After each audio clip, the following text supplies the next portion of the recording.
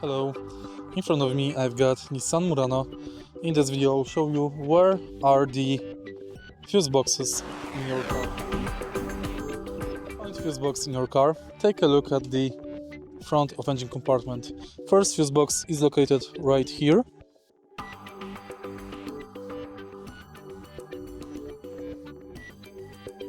Second fuse box is located right here.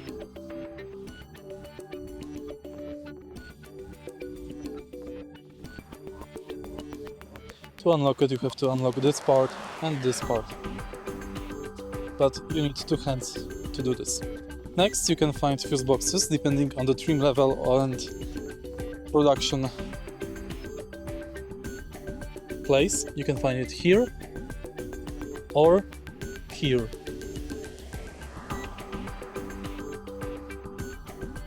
Here we've got the diagram for each fuse box. If you find the video helpful, please leave like, comment, and subscribe.